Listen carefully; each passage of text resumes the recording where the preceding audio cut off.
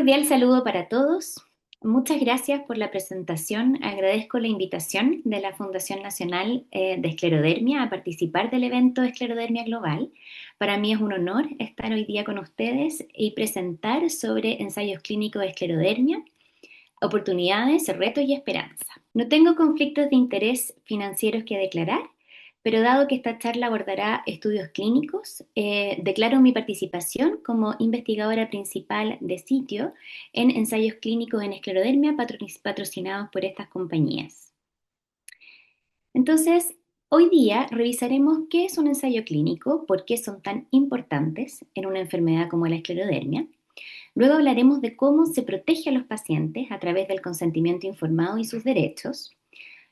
Vamos a desmitificar algunos miedos comunes, porque sé que muchos de ustedes los tienen. Después revisaremos los avances reales y algunos emocionantes que están ocurriendo, incluyendo la terapia con CAR-T. Y al final les daré una pequeña lista de algunos estudios que están reclutando hoy día y algunos mensajes para que se puedan llevar a casa. Entonces, ¿qué es un ensayo clínico? Un ensayo clínico no es un experimento improvisado. Es un proceso muy estructurado, regulado y supervisado. Antes de que un paciente reciba la primera dosis de un tratamiento experimental, ese tratamiento ya pasó por años de investigación, de laboratorio, de estudios en células, en animales y revisiones por agencias regulatorias como, por ejemplo, la FDA en Estados Unidos, la EMA en Europa o el ISP en Chile. Todo ensayo clínico tiene tres pilares fundamentales. El primero es el rigor científico, es decir, que tenga un diseño cuidadoso, comparaciones que sean adecuadas, ¿no es cierto? Que sean preguntas claras y métodos que permitan responder esas preguntas. Lo segundo es la protección del paciente, un comité de ética independiente que tiene que revisar cada protocolo y también monitoreo independiente de los investigadores y de los auspiciadores del estudio.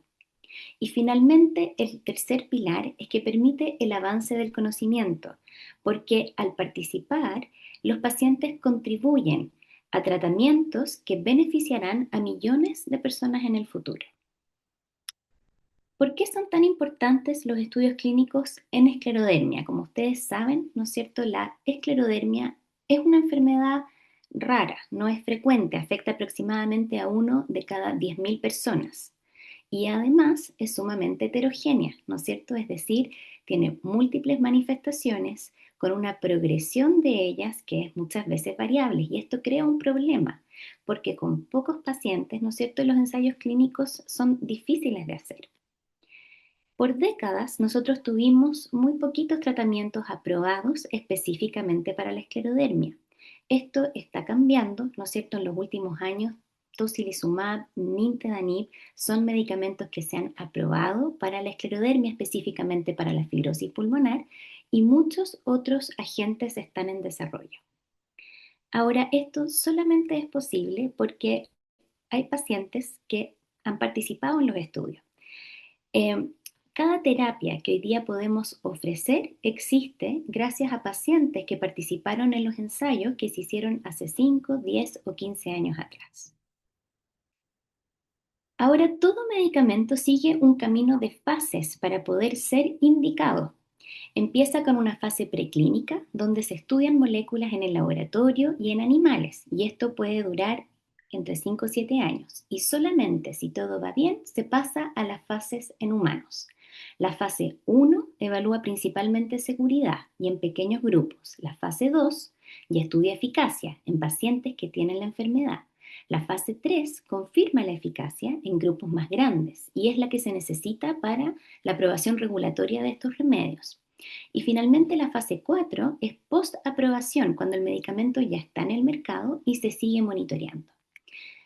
De cada 10.000 moléculas que se evalúan, solamente una llega finalmente a ser aprobada.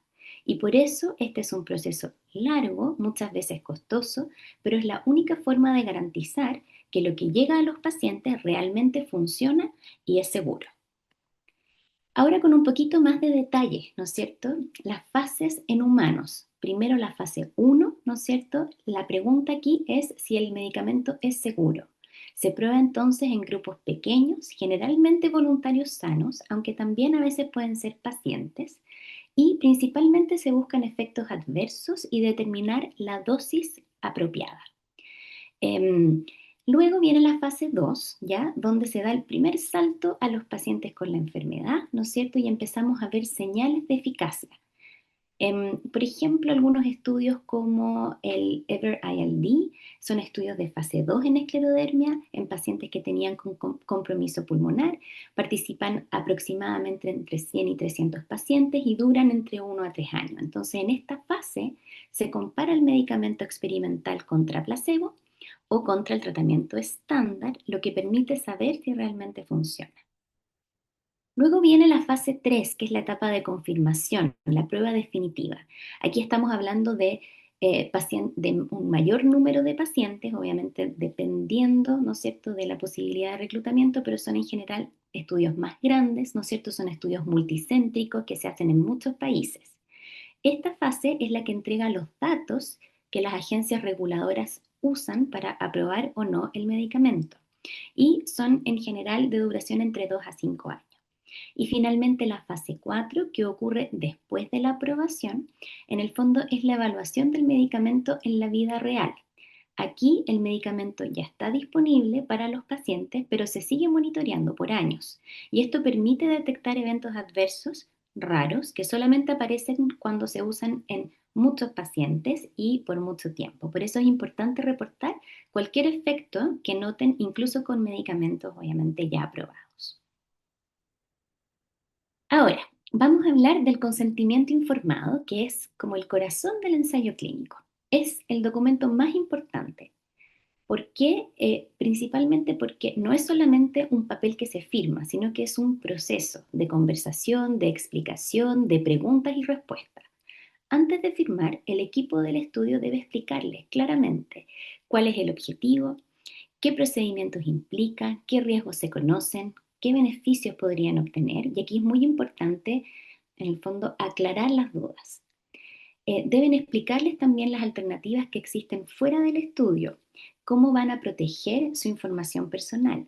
Y si en algún momento sienten que no se entiende algo, los pacientes deben pedir que se les explique de nuevo, ¿ya?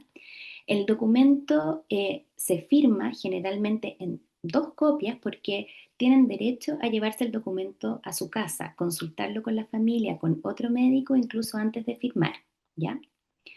Em, y todo esto, todo lo que dije anteriormente está en el consentimiento, debe venir en el consentimiento escrito para que lo puedan leer y revisar.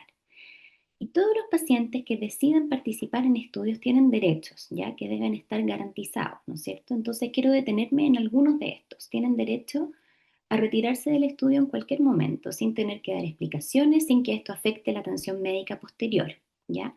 Si están en un ensayo y deciden no continuar, el médico tratante los seguirá atendiendo exactamente igual. También, y esto es importante, no deben pagar por el tratamiento experimental ni por las visitas del estudio. El patrocinador debe cubrir estos costos y de hecho, en muchos casos también se cubre transporte, estacionamiento, a veces compensación por tiempo. Y por último, tienen derecho a conocer los resultados del estudio, incluso años después, una vez que estos estén disponibles. Voy a abordar 3 mitos que a mí me toca a veces escuchar frecuentemente cuando invitamos a pacientes a participar en estudios. El primero es, voy a hacer un conejillo de indias. La verdad es que esto no es así. Cuando un medicamento llega a un paciente con esclerodermia, un medicamento de estudio, ya pasó típicamente 5 a 10 años de investigación previa, como les comentaba antes, y durante el ensayo hay supervisión constante por equipos médicos altamente especializados. Entonces, no es que no sepamos lo que va a ocurrir, sino que esperamos que algo ocurra, ¿no es cierto? Esperamos ver un efecto y eso es lo que tenemos que reportar. El segundo mito es, si me dan placebo no recibo nada.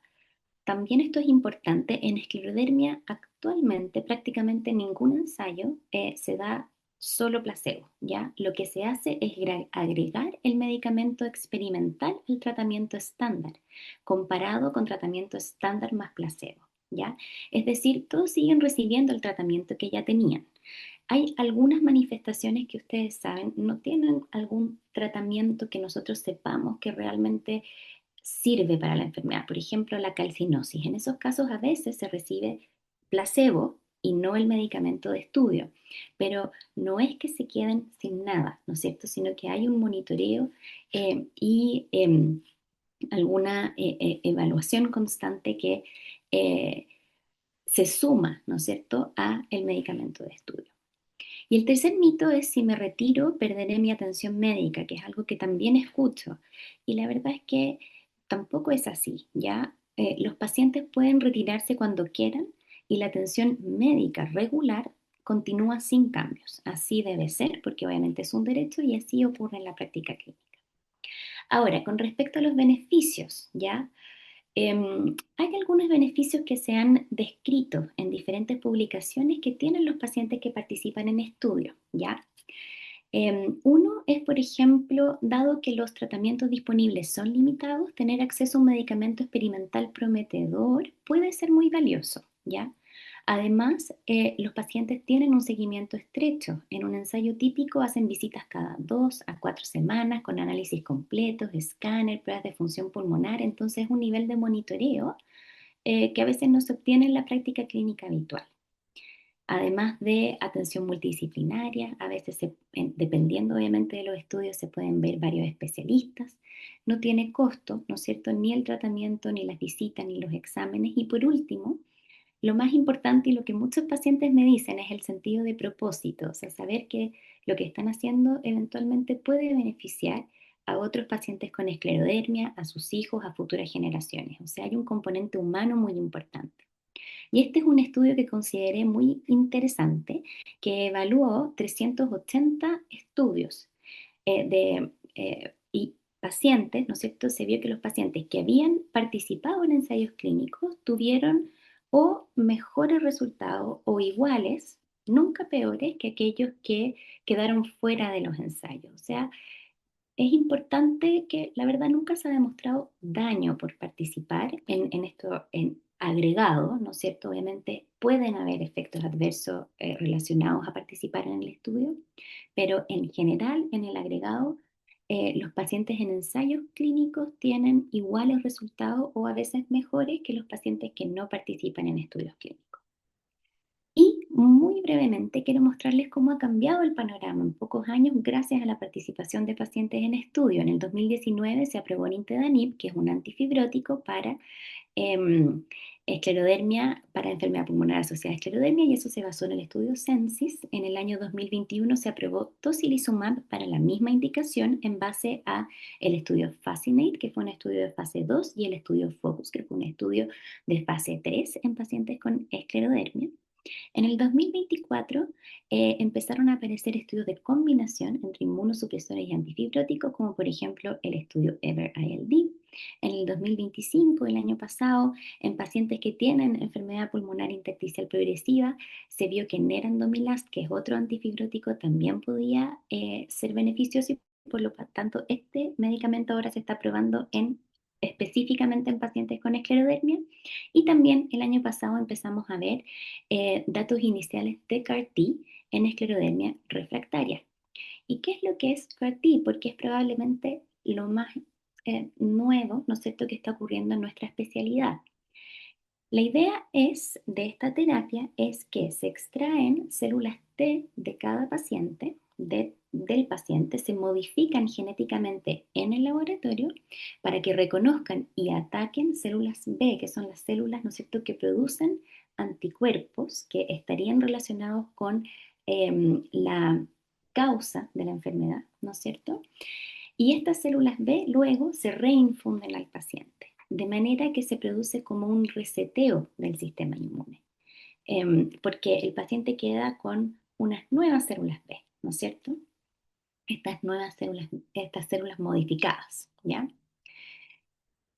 Originalmente este tratamiento fue diseñado para cáncer, pero hoy se explora en enfermedades autoinmunes refractarias. ¿ya? Y se ha visto y buenos resultados iniciales en pacientes con esclerodermia, ¿no es cierto? Inicialmente se vieron en lo que se llama como basket trials, que son los estudios clínicos que incluyen pacientes con diferentes enfermedades, como por ejemplo lupus, miopatías inflamatorias y esclerodermia, pero ahora actualmente hay algunos estudios específicamente en esclerodermia, estudios iniciales, que han demostrado mucha eficacia, ¿no es cierto?, en cuanto a mejoría de la piel y mejoría de la función pulmonar, ¿no es cierto?, con un perfil de seguridad que ha sido manejable y con la posibilidad de suspender el resto de los tratamientos.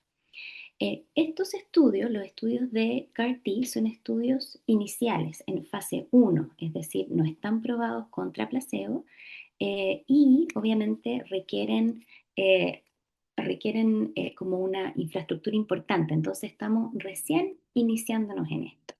Pero no solamente CAR-T son terapias actualmente prometedoras, sino que también hay otras en estudio. Aquí tienen una lista grande de fármacos que se están estudiando en esclerodermia actualmente. Y estos son algunos ejemplos de estudios que también están reclutando pacientes con esclerodermia. Ustedes pueden ver, son estudios con esclerodermia en diferentes fases, ¿no es cierto? Algunos en enfermedad temprana, otros en enfermedad refractaria, ¿no es cierto? En diferentes fases, en el sentido de que algunos son fase 1, fase 2, fase 3 y también algunos reclutando globalmente, incluido por supuesto nuestra región de Latinoamérica. Em, Esta herramienta creo que es muy importante mencionarla, ¿no es cierto? Y es que la Fundación Nacional de Esclerodermia tiene disponible en su sitio web una herramienta para buscar los estudios clínicos que están disponibles. Actualmente hay 53 estudios que están disponibles para pacientes con esclerodermia y ustedes pueden buscarlos en el sitio web y además filtrarlos, ¿no es cierto?, por fase, por indicación, ¿no es cierto?, para que tengan ahí información. Entonces, para cerrar, 5 mensajes que quiero que se lleven. Primero, los ensayos clínicos son la única manera comprobada de tener nuevos tratamientos. Lamentablemente no hay atajos. Cada medicamento que hoy día ayuda a un paciente existe gracias a los pacientes que participaron en estudios antes. Segundo, los derechos están protegidos por décadas de regulación, comités de ética y supervisión, y los pacientes tienen, ¿no es cierto?, derechos que deben resguardarse. Tercero, el placebo no significa abandono, ya siempre siguen recibiendo cuidado estándar. Cuarto, estamos viviendo un momento esperanzador, ¿no es cierto?, con células CAR-T y muchas otras moléculas en estudio. Y finalmente, recomiendo que hablen con sus reumatólogos y que visiten el sitio de la Fundación Nacional de Esclerodermia para buscar estudios que puedan ser interesantes o que le abran la puerta, ¿no es cierto?, a el siguiente paciente. Así que con eso termino y muchas gracias y obviamente estoy disponible para sus preguntas.